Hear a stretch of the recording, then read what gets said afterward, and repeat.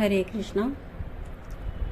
श्री कृष्ण गोविंद हरे मुरारी, हे नाथ नारायण वासुदेव। श्री कृष्ण गोविंद हरे मुरारी, हे नाथ नारायण वासुदेव। श्री कृष्ण चरित अमृतम भाग 105 आज हम श्रवण करेंगे। आज का टाइटल है जब शोकाकुल हुए ब्रजवासी।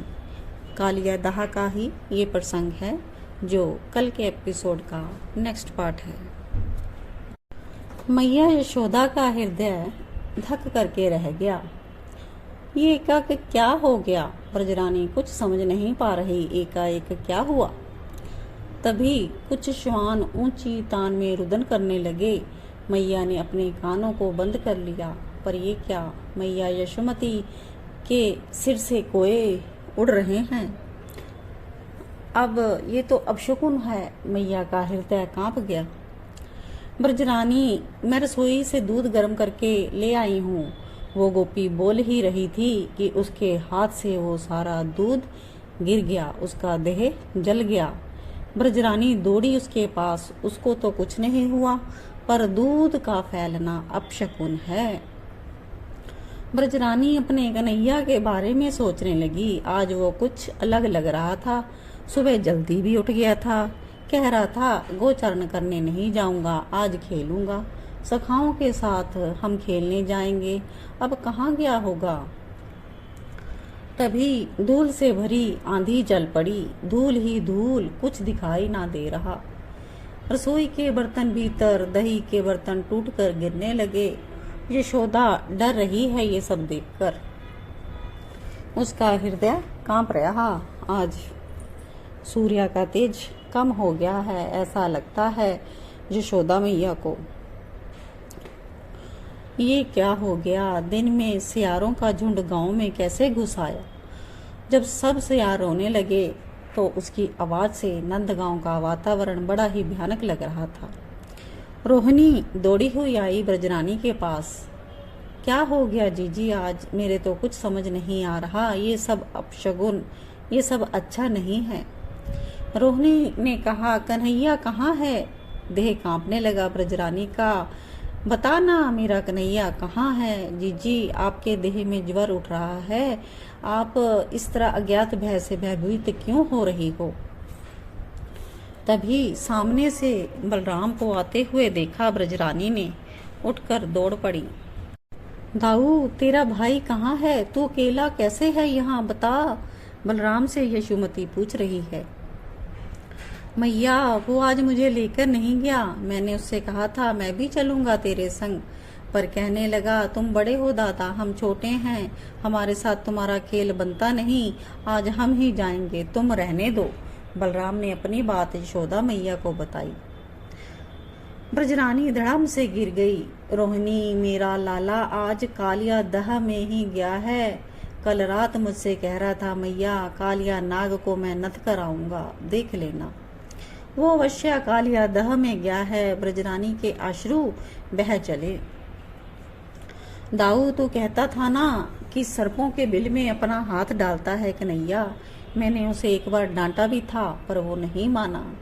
ये सर्पों को गले में लटका लेना उसका खेल था। ये उस नादान बालक को क्या पता कि कालिया नाग साधारण नहीं है। यशोदा मैया हिलकियों से रो रही हैं। देवता प्रमाद नहीं करते। वे शकुन और अपशकुन के माध्यम से मानव को अग्रिम सूचना देकर सावधान करते रहते हैं। ब्रजरानी, तुमने देखा ना कैसे अपशकुन हो रहे हैं। उसी समय ब्रजपति वहीं आ गए। उन्होंने भी आते ही ये कहा, चलो, मुझे भी लग रहा है वो कालिया दह में होगा, क्योंकि बलराम कल से ही वो अत्यंत चिंतित था। नील कमल के पुष्प लाने की राजा कंस का आदेश उसने सुन लिया था। ब्रजपति के मुंह ने अपना हाथ रख दिया यशोदा ने। ऐसा मत कहिए, मेरा लाल कालिया दह में नहीं गया, वो ठीक है, उसे कुछ नहीं हुआ। बलराम चलो कालिया दह में जाकर देखें कि उधर ही तो नहीं गया कहीं कन्हैया। ब्रजपति जब चलने लगे तो मैया यशोदा, रोहिणी, अन्य सभी गोप और गोपी चल दिए कालिया दह की ओर।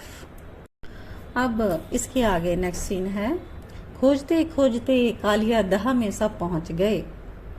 दूर देखा ब्रजरानी का हृदय कांप गया। दूर से ही देखा पीताम्बरी पहने कुछ बालक धरती पर अचेत पड़े। ये तो मनसुख, मधुमंगल, श्री दामा। ब्रजपति ने उन्हें धरती में पड़ा देखकर दौड़ पड़े। ब्रजराज के पीछे बलराम, यशोदा, रोहिणी सब गोपी ग्वाल भागे। मूर्छित पड़े हैं ये बालक।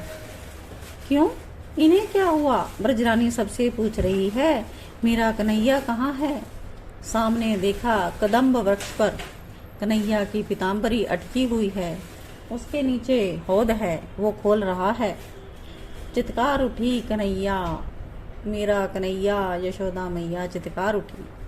मैया की चित्कार सुनकर मनसुख उठा। वो उठते ही रोने लगा। कहाँ है कन्हैया? मनसुख बता, है मेरा कन्हैया कहाँ है? मैया यशोदा कांप रही है ये पूछते हुए। मनसुख ने रोते हुए कहा, वो कदम्ब पर चढ़ गया था और ना कूद गया कालिया दह में। क्या कूद गया इस विशेले हौद में? मैया यशोदा दौड़ पड़ी उस कालिया दह में। मेरा बेटा, मेरा लाला, वो यहीं गिरा है, खोल रहा है उस हद का जल। मैया यशोदा कूद पड़ती, कूदने ही जा रही थी, पीछे से बलराम ने आकर पकड़ लिया। विलाप करते हुए ब्रजराज नंद भी कूदने जा रहे थे। उन्हें भी बलराम ने पकड़ कर बिठाया। क्यों पकड़ रहा है मैं बलराम? क्यों? मेरा लाला कूदा है इस कालिया दह में, अब हमें भी मरने दे। मैया फिर चित्कार करते हुए दौड़ी, पर बलराम ने फिर संभाला। मेरा लाला कूद गया है इस काली दह में, विष से भरा हौद है ये। ओहो, कितना कष्ट हो रहा हो उसे, और मैं अभी भी जिंदा हूँ। मैया बाबा सब रोई जा रही, पर बेचारी बोली। वात्सल्य की मारी मैया यशोदा, उसे कुछ नहीं हुआ, उसे कुछ हो ही नहीं सकता। दिव्य गंभीर वाणी गूंजी बलभद्र की। एक अद्भुत तेज मुखमंडल में व्याप्त हो गया था। बलराम हंसे। बलराम शेष अनंत प्रभु हैं ये, इसलिए उसी वेश में हंसे और बोले, मैं कहता हूं उसे कुछ नहीं होगा। वो सहस्र फन वाले शेष नाग में शयन करने वाले हैं। ये कालिया क्या बिगाड़ेगा उसका?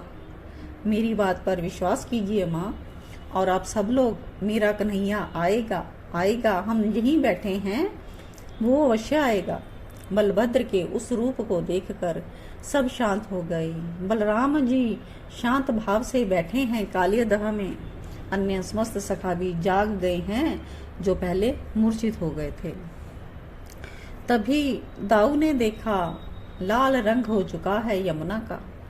मनसुख ने कहा, ब्रजरानी तो मूर्छित हो गई थी, पर बलभद्र मुस्कुरा रहे थे शांत भाव से। आज के लिए इतना ही, शेष चरित्र कल। श्री कृष्ण गोविंद हरे मुरारी, हे नाथे नारायण वासुदेव। श्री कृष्ण गोविंद हरे मुरारी, हे नाथे नारायण वासुदेवा। जय जय श्री राधे, जय जय श्री कृष्ण।